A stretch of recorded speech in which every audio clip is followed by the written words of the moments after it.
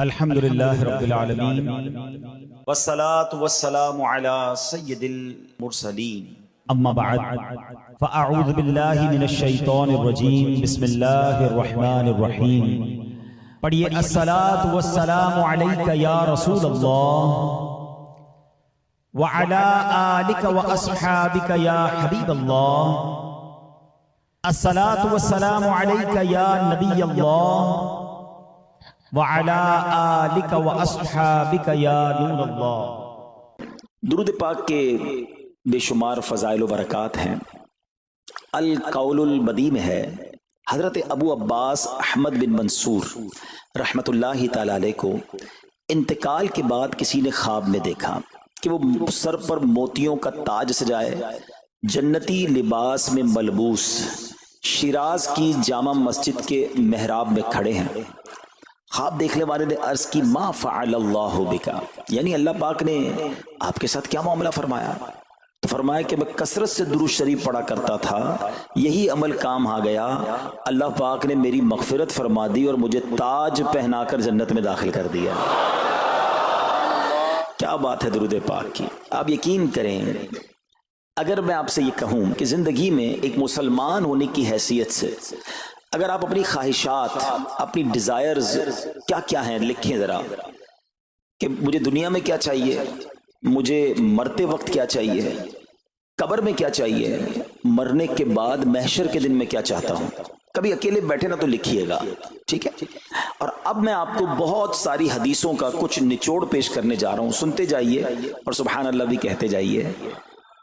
اگر آپ روزی میں برکت چاہتے ہیں تو درود پاک پڑھیے، اگر آپ بیماری سے شفا چاہتے ہیں تو درود پاک پڑھیے، اگر آپ ذلت و رسوائی سے بچنا چاہتے ہیں تو درود پاک پڑھیے، اگر آپ عزت میں اضافہ چاہتے ہیں تو درود پاک پڑھیے، آپ مصیبتوں اور پریشانیوں سے بچنا چاہتے ہیں تو درود پاک پڑھیے، مرتے وقت کلمہ پڑھنا چاہتے ہیں تو درود پاک پڑھیے، مرتے وقت آقا کا دیدار کرنا چاہتے ہیں تو درود پاک پڑھیے، آپ یہ چاہتے ہیں کہ آقا اپنے مبارک ہاتھوں سے قبر میں اتاریں تو درود پاک پڑھیے، اپنی قبر کو نور مصطفیٰ سے جگمگانا چاہتے ہیں تو درود پاک پڑھیے، قیامت کے دن نبی پاک کے پرچم تلے اٹھنا چاہتے ہیں تو درود پاک پڑھیے، آقا کے ہاتھوں جام کوثر پینا چاہتے ہیں تو درود پاک پڑھیے، اور سنیے آقا کے ساتھ جنت میں جانا چاہتے ہیں تو درود پاک پڑھیے، مدینے جانا چاہتے ہیں، بار بار جانا چاہتے ہیں تو درود پاک پڑھیے، اور زندگی میں دیدار مصطفیٰ کرنا چاہتے ہیں تو درود پاک پڑھیے۔ کچھ باقی رہ گیا؟ اللہ اکبر یا رسول اللہ، مجھے بتائیے اور کچھ باقی رہ گیا ہے؟ ایک مسلمان ہونے کی حیثیت سے what ever I need in دنیا اور ان ہیئر آفٹر، دنیا اور آخرت میں جو کچھ چاہیے، روزی برکت والی، زندگی عزت والی، پریشانیاں دور ہو جائیں، بیماریاں دور ہو جائیں، ذلت اور رسوائی سے بچا رہوں، ایمان والی موت ملے، جب تک زندہ رہوں مدینے آتا جاتا رہوں، آقا کی دید کرتا رہوں، آقا جنت میں ساتھ لے جائیں۔ اب کچھ باقی بچتا ہے؟ اب یقین کریں میں نے اپنی طرف سے نہیں بتایا، یہ جن کا کچھ مطالعہ ہے تو ان کو یاد آ رہا ہوگا کہ اس ہر جملے کے پیچھے کوئی نہ کوئی ایک روایت یا کوئی نہ کوئی حدیث موجود ہے، یعنی یہ سارے انعامات دنیا کے، قبر کے، حشر کے، یہ سارے انعامات نبی پاک نے درود پاک کی فضیلت میں بیان فرما دیے ہیں۔ یہ ایسے ہی شاعر نے نہیں کہا کہ ہر درد کی دوا ہے، صلی علی محمد، تعویذ ہر بلا ہے، صلی علی محمد صلی اللہ علیہ وسلم۔ پھر کیوں نہیں پڑھتے؟ یعنی اتنے سارے مسئلے حل ہو جائیں ایک ہی وظیفے سے۔ لوگ پوچھتے رہتے ہیں کوئی وظیفہ بتا دیں، روزی میں برکت کا بتا دیں، پریشانی دور ہو جائے بتا دیں، مدینے کا کوئی وظیفہ بتا دیں، اور یہ سارے وظیفے درود پاک میں چھپے ہوئے ہیں۔ پکڑ لو نا درود پاک، پھر دیکھیں اس کی کیسی برکتیں آپ زندگی میں دیکھیں گے، آپ کا چہرہ شاش بشاش ہو جائے گا، آپ کی طبیعت فریش ہو جائے گی، آپ کو مزے کو مزہ آ جائے گا۔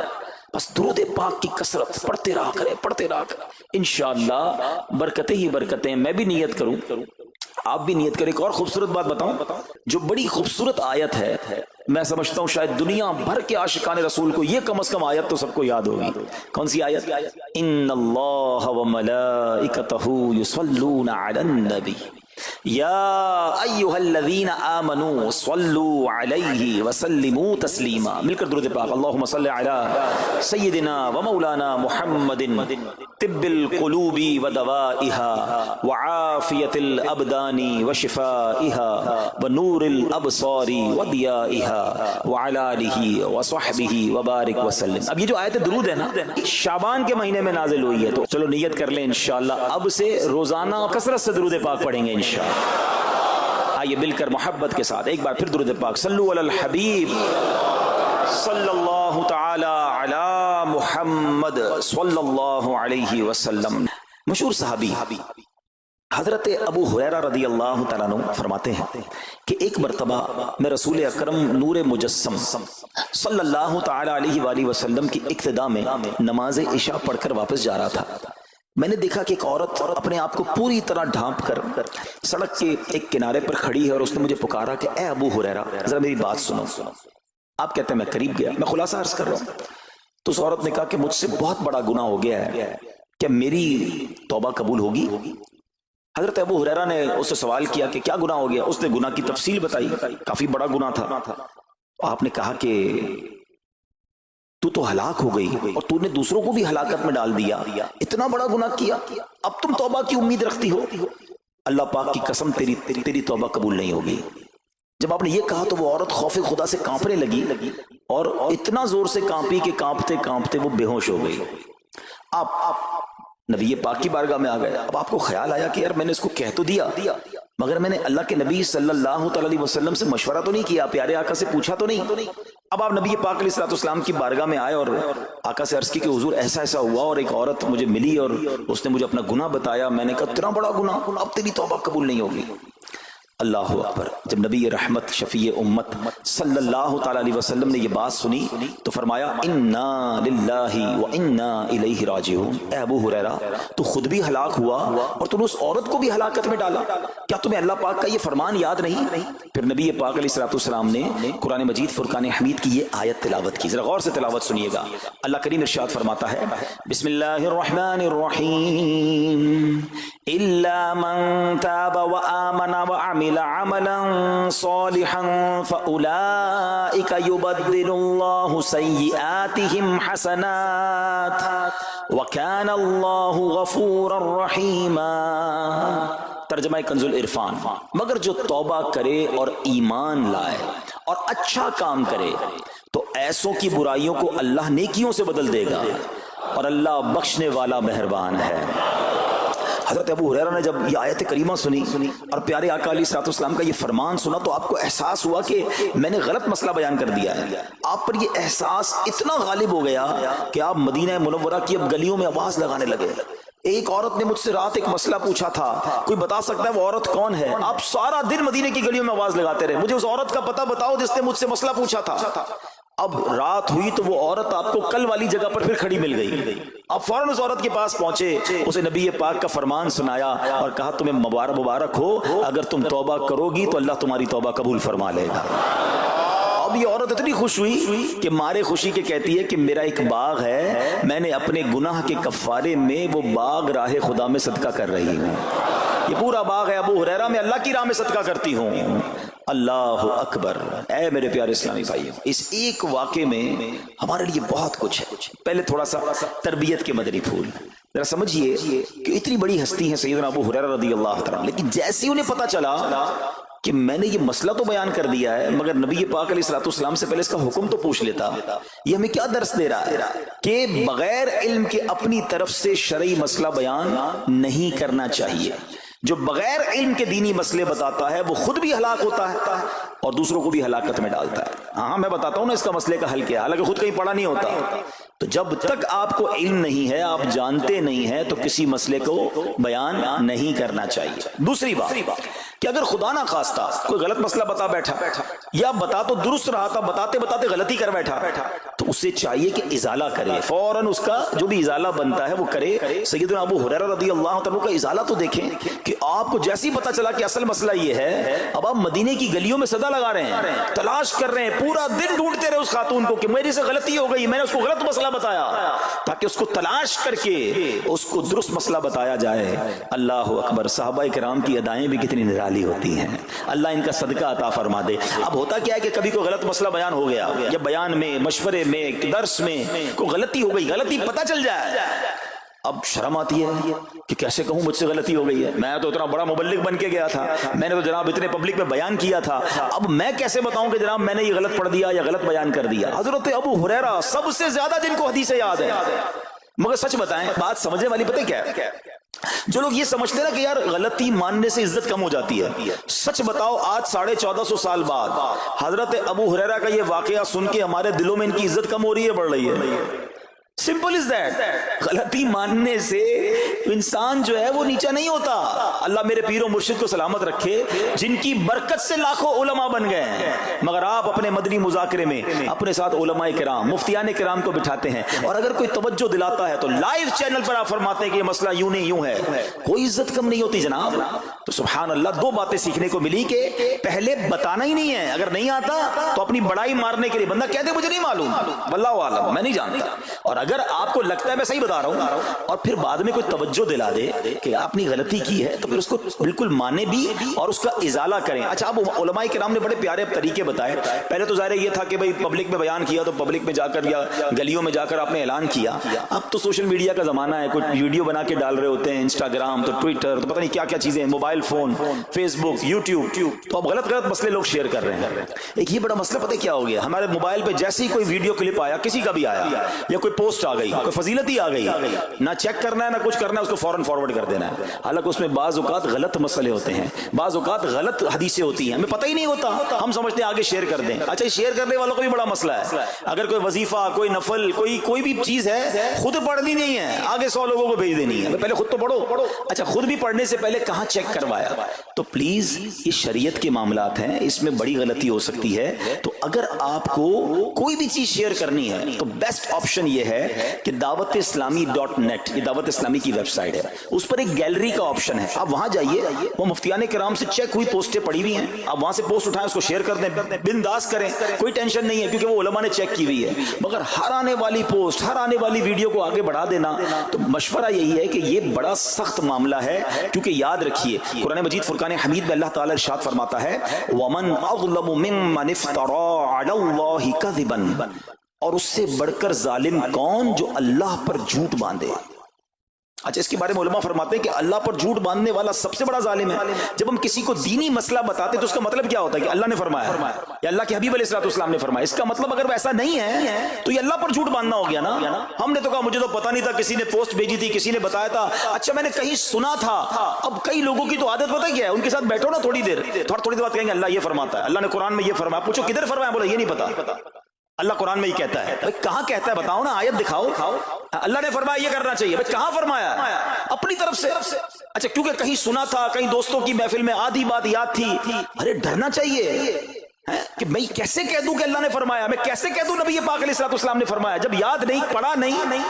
امیر اہل سنت کی آپ نے احتیاط دیکھی ہے، آپ حدیث کی کتاب منگاتے ہیں کہ پورا دیکھ کر پڑھتے ہیں، مگر یہاں تو اپنی مرضی سے چل رہا ہے معاملہ۔ خدا کے واسطے ہم سمجھ رہے ثواب کما رہے ہیں، اور ایسا نہ ہو کہ گناہ جاریہ والے کام ہو رہے ہوں۔ تو میں نے آپ کو آسان حل بتا دیا کہ دعوت اسلامی کے جو آفیشیل سوشل میڈیا کے پیجز ہیں، اگر آپ کو شوق ہے تو وہاں سے کوئی پوسٹ اٹھا لیں، وہاں سے کوئی چیز اٹھائیں اور اس کو شیئر کریں۔ باقی خدا را ان کاموں کو اپنی مرضی سے آگے نہ کریں، کہیں ہم گناہ گار نہ ہوں۔ تو ایک بات تو ہمیں اس پورے واقعے سے سیدنا ابو ہریرہ رضی اللہ تعالیٰ کو جو انداز، آپ کی عاجزی، آپ کا ازالہ کرنا، آپ کا اس عورت کو تلاش کرنا، یہ سکھا رہا ہے کہ مسئلہ غلط بیان کرنا کتنا بڑا مسئلہ ہے۔ اللہ کرے کہ ہم اس کو سمجھیں۔ اب دوسری خوبصورت بات، آئے ہائے، عورت کا گناہ ہے، بڑا گناہ ہے، مگر نبی پاک نے جو آیت بیان فرما دی اور جو اس تک پیغام پہنچایا کہ توبہ کر لو، میرا رب توبہ قبول فرما لے گا۔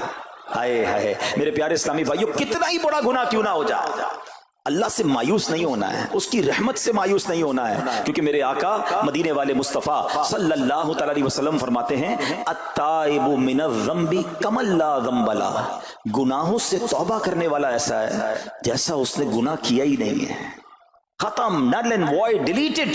یہ اتنی بڑی اللہ کی رحمت ہے کہ بس سچی توبہ ہو جائے نا, اللہ اس کو سارے اس کے گناہ معاف فرما دیتا ہے.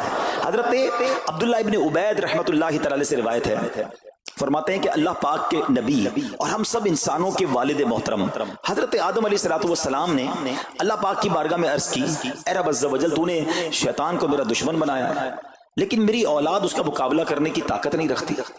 تو اللہ پاک نے فرمایا, اے آدم, آپ کی اولاد میں قیامت تک جو بھی انسان پیدا ہوگا میں اس کے ساتھ ایک محافظ فرشتہ مقرر فرما دوں گا جو انسان کے لیے شیطان کی جو چال ہے اس سے اس کی حفاظت کرے گا. حضرت آدم علیہ الصلوۃ والسلام نے عرض کی, مولا مزید کرم فرما.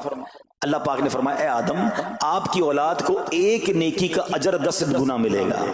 نیکی ایک کریں گے, اجر ملٹیپلائی بائی 10 ہو جائے گا. اور پھر اللہ نے فرمایا اس پہ مزید بڑھاؤں گا, جبکہ گناہ کوئی ایک کرے گا تو اس کے نامہ اعمال میں ایک ہی گناہ لکھا جائے گا. اللہ کی شان دیکھو, ایک نیکی اجر 10 گنا, گناہ ایک لکھا بھی ایک جائے گا. حضرت آدم علیہ الصلوۃ والسلام نے عرض کی, مولا اور کرم کر دے.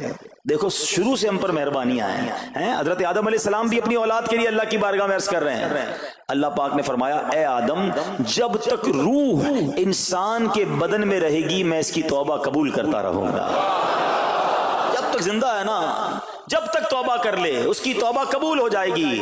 اللہ اکبر, کتنا کریم ہمارا مولا ہے, ہمارا پروردگار کیسا رحیم ہے. جب بھی گناہ ہو جائیں فوراً اللہ کی بارگاہ میں حاضر ہو جایا کرو, اپنی غلطی کا اقرار کر کے شرمندہ ہو جایا کریں. انشاءاللہ کریم توبہ قبول ہوگی اور گناہوں کی میل سے دامن صاف ہو جائے گا. ارے توبہ جب ہو جائے نا اور بندہ سچی توبہ کر لے, دیکھو اللہ کیسا کریم ہے, کیسا کرم کرتا ہے. ایک بزرگ کے بارے میں آتا ہے, حبیب عجمی رحمت اللہ تعالی, ان کا نام تھا. ابھی بہت بڑے آپ اللہ کے ولی گزرے ہیں, بصرہ کے رہنے والے تھے, مگر توبہ سے پہلے آپ کی زندگی بڑی عجیب تھی. آپ بڑے امیر آدمی تھے, لوگوں کو قرضہ دیا کرتے تھے مگر سود پر قرضہ دیا کرتے تھے, سود لیا کرتے تھے. حال ایسا تھا کہ جب کسی سے سود لینے جاتے تھے یا قرضہ لینے جاتے تھے, وہ پیسہ نہ دیتا, لیٹ ہو جاتا تو اس سے جرمانہ وصول کر لیا کرتے تھے. ایک مرتبہ ایک مقروض کے دروازے پر گئے, وہ مقروض تو گھر پہ نہیں تھا, اس کی بیوی تھی. تو کہا میرا شوہر تو آج گھر پر نہیں ہے, نہ ہی میرے پاس رقم ہے کہ آپ کو دوں. آپ نے کہا مجھے تو چاہیے, کچھ نہ کچھ تو جرمانہ دینا ہوگا. تو اس نے کہا ہم نے ایک بکری ذبح کی ہے, گوشت تو سارا بانٹ دیا, کھا لیا, اس کا سر موجود ہے. آپ نے کہا یہی دے دو. سود میں پیسے نہیں ملے تو بکری کا سر لے آیا. اچھا, اب جب بکری کا سر لے کر آئے تو اپنی زوجہ کو کہا کہ پکاؤ اس کو. تو زوجہ بولی گھر میں نہ لکڑیاں ہیں نہ دوسرا راشن ہے. چنانچہ اب لکڑیاں اور دوسرا راشن وغیرہ بھی دیگر مقروضوں کے گھر گئے اور وہاں سے سود میں کسی سے لکڑیاں پکڑ لی, کسی سے دوسرا راشن مسالہ وغیرہ چیزیں پکڑ لی, وہ بھی لے آئے. لو پکاؤ. اب زوجہ نے ہانڈی بنائی, ابھی کھانا تیار ہو رہا تھا کہ اتنے میں ایک بھکاری آ گیا. حضرت حبیب عجمی نے اس وقت تو توبہ نہیں کی تھی, اس بھکاری کو بھی باتیں سنا کر نکال دیا, گھر سے نکال دیا. اب کھانا تیار ہو گیا, کھانے کے لیے بیٹھے, مگر جیسے ہی زوجہ نے ہانڈی کا ڈھکن اٹھایا نا تو وہ سالن جو تھا بکری کے سر کی بجائے پورا سالن خون سے بھرا ہوا تھا. زوجہ نے پکار کر کہا کہ دیکھو تمہارے اعمال کا نتیجہ, تمہاری کنجوسی کا نتیجہ, پوری ہانڈی خون سے بھری ہوئی ہے, سود کا مال تھا نا. اب ہانڈی کا یوں خون میں بدل جانا آپ کے دل پر بڑی تنبیہ ہوئی, بڑا اثر ہوا کہ یہ میں کیا کر رہا ہوں, میں کون سی روزی کما رہا ہوں. اللہ سے جنگ ہے نا سود کا کام کرنے والا, وہ تمام لوگ سوچیں جو سود کا کام کرتے ہیں. اب جب آپ کے دل پہ چوٹ لگی تو آپ نے اب توبہ کرنے کا ارادہ کیا کہ بہت ہو گیا, اللہ کو بڑا ناراض کر لیا. تو آپ حضرت حبیب عجمی اب باہر نکلے کہ حضرت امام حسن بصری کی بارگاہ میں جاتے ہیں اور وہاں جا کر توبہ کرتے ہیں. مگر جیسے ہی اب باہر نکلے نا تو کچھ بچے کھیل رہے تھے. کھیلتے ہوئے بچے نے آواز لگائی, جلدی سائڈ پہ ہو جاؤ, دور ہو جاؤ, حبیب عجمی سود خور آ رہا ہے, کہیں ایسا نہ ہو کہ اس کے قدموں کی دھول ہم پر پڑے اور ہم بھی بدبخت ہو جائے. پھر دل پر چوٹ لگی کہ یار بچہ مجھ سے نفرت کرتا ہے, ایسا کام کرتا ہوں میں, اللہ بھی ناراض, اللہ کے بندے بھی ناراض, اور دل پر چوٹ لگی. حضرت حسن بصری رحمت اللہ تعالی کی خدمت میں گئے, بڑی سچی توبہ کی, اللہ کو راضی کرنے کے لیے پکی نیت کی. ابھی توبہ کی ہے, کوئی بڑی نیکیاں نہیں کر لی. واپس آ رہے ہیں, جیسے واپس آ رہے ہیں تو دیکھا کہ وہی بچے کھیل رہے ہیں. اب ان بچوں میں کسی نے آپ کو دیکھا تو کہا کہ اب حبیب توبہ کر کے آ رہے ہیں, دور ہو جاؤ, کہیں ہمارے قدموں کی دھول ان پر نہ پڑ جائے تو ہم گناہگار نہ ہو جائیں. تھوڑی دیر پہلے یہ بچے کہہ رہے ہیں کہ دور ہو جاؤ, ان کی دھول پڑ گئی تو ہم بدبخت ہو جائیں گے, سود خور جا رہا. ارے ابھی توبہ کی ہے, اور اللہ نے اپنے بندوں اور مخلوق کے دل میں کیسی محبت ڈال دی کہ بچے کہہ رہے ہیں دور ہو جاؤ، ہمارے قدموں کی دھول حضرت حبیب پر نہ پڑ جائے، ہم گناہگار نہ ہو جائیں۔ اب جناب بڑا دل پہ اور اثر ہوا کہ مالک تیری قدرت، ابھی تو توبہ کی ہے اور میری نیک نامی کا اعلان تو نے اپنی مخلوق سے کروا دیا، سب کے حقوق ادا کیے، سودی لین دین تھا سب ختم کیا، اللہ پاک کی عبادت میں مصروف ہو گئے، اللہ نے ولایت کا سرتاج بنا دیا، اپنا ولی بنا دیا۔ اے میرے پیارے اسلامی بھائیوں، یہ ہے توبہ۔ اللہ اکبر۔ اے میرے پیارے اسلامی بھائیوں، پتہ یہ چلا کہ عزت دوبارہ مل جاتی ہے، شرط صرف ایک ہے کہ آدمی صحیح راستہ اختیار کر لے۔ اولیاء کرام کی سیرت پڑھ کر دیکھیں، ہزاروں اولیاء کرام ایسے ہیں جو توبہ سے پہلے گناہوں میں مشغول تھے، معاشرے میں انہیں بری نگاہ سے دیکھا جاتا تھا، لوگ ان سے نفرت کیا کرتے تھے، مگر جب اللہ کی طرف آ گئے تو کیا کمال ہوا کہ اب جناب لوگوں کے دلوں میں تو دلوں میں، جانوروں کے دلوں میں بھی اللہ نے اپنی مخلوق کے دلوں میں ان کی عزت ڈال دی، کیونکہ عزت کس کے پاس ہے؟ رب کے پاس ہے۔ دلوں کا اختیار کس کے پاس ہے؟ وہ رب کے پاس ہے۔ آسمان ولایت کا ایک اور چمکتا ستارہ حضرت فضیل بن عیاض رحمت اللہ تعالی علیہ توبہ سے پہلے ڈاکو تھے۔ جی ہاں، آپ کتنا بڑا نام ہے ولیوں میں، مگر آپ ایک ڈاکو تھے، اور یہ کوئی کہانی نہیں، واقعی حقیقت ہے کہ رات کو جب بچہ سوتا نہیں تھا تو مائیں کہا کرتی تھی بیٹا سو جاؤ ورنہ فضیل ڈاکو آ جائے گا۔ جس راستے پر آپ ہوتے تھے لوگ ڈر کے مارے اس راستے سے نہیں گزرتے تھے، مگر جب آپ نے توبہ کی، جن کا مال لوٹا تھا واپس کیا اور سارے حقوق ادا کیے، نیک کاموں میں مصروف ہو گئے، اللہ کی عبادت میں لگ گئے، حضرت فضیل بن عیاض نے وہ وقت بھی دیکھا کہ وقت کا بادشاہ کے دروازے پر کھڑا تھا اور انتہائی عاجزی سے عرض کر رہا ہے کہ حضور ملاقات کا وقت عطا فرما دیجئے۔ اللہ کی راہ پہ جو چل پڑے، سچی توبہ کر لے، اللہ پھر کیسی عزت عطا فرماتا ہے۔ حضرت بشر حافی کا واقعہ آپ کو یاد ہوگا، آپ توبہ سے پہلے شرابی تھے، شراب کے نشے میں دھت رہا کرتے تھے۔ بڑا خوبصورت واقعہ ہے کہ اللہ کے نام کی جب آپ نے تعظیم کی اور آپ کو یہ پیغام ملا کہ اے بشر تم نے ہمارے نام کو بلند کیا، ہم تمہارے نام کو بلند کریں گے، آپ نے توبہ کی، عبادت میں لگ گئے۔ اللہ تعالیٰ کی معرفت کا عالم یہ تھا کہ آپ ننگے پیر رہا کرتے تھے۔ حافی کہتے ننگے پیر رہنے والوں کو، اب جب آپ ننگے پیر گلیوں میں گھوما کرتے تو اس شہر کے جانور راستے پر نجاست نہیں کرتے تھے۔ کیوں نہیں کرتے تھے؟ کہ حضرت بشر ننگے پاؤں رہتے ہیں، کہیں ان کے پیر گندے نہ ہو جائیں۔ ارے وہ شخص جو توبہ سے پہلے شرابی ہے، اب جانور بھی ادب کر رہے ہیں، بلکہ عالم یہ تھا کہ ایک چرواہے کے ایک جانور نے راستے پر گندگی کر دی تو اس نے کہا ہو نہ ہو لگتا ہے حضرت بشر کا انتقال ہو گیا ہے۔ جب معلوم کیا تو پتا چلا کہ ہاں حضرت بشر حافی کا انتقال ہو گیا۔ اللہ اکبر، گویا اللہ نے جانوروں کے دلوں کے اندر بھی ان کی عزت ڈال دی، کیونکہ انہوں نے رب کی بارگاہ میں سر جھکایا، انہوں نے دنیا والوں کی پرواہ نہ کی، انہوں نے رب کو راضی کرنے کی فکر کی۔ اے میرے پیارے اسلامی بھائیوں، یہ خیال دل سے نکال دو کہ جناب عزت پیسے سے ملتی ہے، عزت شہرت سے ملتی ہے، جناب سوٹ بوٹ ہو، ذرا اچھے کپڑے پہنوں، اچھی جناب لگژری گاڑی سے اتروں گا تب عزت ملے گی، ارے جناب مہنگا موبائل ہاتھ میں ہوگا تب عزت ملے گی، عالی شان کوٹھیوں میں رہوں گا تب عزت ملے گی۔ یہ بھول ہے تمہاری۔ آؤ قرآن کیا کہتا ہے، عزت کہاں سے ملے گی، عزت کس کو ملتی ہے؟ اللہ قرآن میں فرماتا ہے من کان یرید العزت فللہ العزت جمیعا۔ اللہ کہتا ہے، قرآن فرماتا ہے جو عزت کا طلبگار ہو تو ساری عزت اللہ ہی کے پاس ہے، ساری عزت اللہ کے پاس ہے۔ وَتُعِزُّ مَن تَشَاءُ وَتُذِلُّ مَن تَشَاءُ بِيَدِكَ الْخَيْرُ۔ خدا کی قسم، دنیا کی ساری دولت کسی کے پاس ہو، اس کے کروڑوں فالوورز ہوں، لوگ کہتے ہیں سوشل میڈیا پہ فالوور ہونے چاہیے۔ آج کل تو کسی کا مرتبہ چیک کیسے ہوتا ہے؟ چیک تو کرو اس کے پیج پر اس کو چاہنے والے کتنے ہیں۔ لوگ بتاتے ہیں میرے اتنے ملین فالوورز ہیں، اتنے لاکھ مجھے دیکھنے والے ہیں۔ میں ان سب سے پوچھتا ہوں جن کے کروڑوں فالوورز ہیں، تمہارے فالوورز تمہیں دیکھنے والے گناہ کی وجہ سے ہیں یا نیکی کی وجہ سے ہیں؟ کبھی سوچا کہ 1 کروڑ لوگ تمہیں دیکھتے ہیں مگر تمہارا ناچ گانا دیکھتے ہیں، تمہاری بے حیائی دیکھتے ہیں، اور وہ جب بھی دیکھتے ہیں سارا گناہ تمہیں بھی ملتا ہے۔ یہ کیوں نہیں سوچتے کہ یہ فالوورشپ کیا کرنی ہے؟ یار میرے اتنے فالوور، میرے اتنے چاہنے والے، میرے پاس اتنا پیسہ، ساری دنیا تمہیں چاہے اور رب نہ چاہے نا، سب برباد ہو جائے گا۔ ہاں جب رب نے چاہنا ہے ذلیل و خوار ہو جاتا ہے انسان، اور رب نے جس کے مقدر میں عزت لکھی ہے نا اسے ایسا عروج عطا فرماتا ہے۔ بتاؤ نا کون سا یوٹیوب، کون سا فیس بک تھا خواجہ غریب نواز کے زمانے میں؟ لوگ کہتے اتنے ملین فالوور، میں بتاتا ہوں دنیا کا کون سا مسلمان ہے جو میرے خواجہ غریب نواز کو فالو نہیں کرتا؟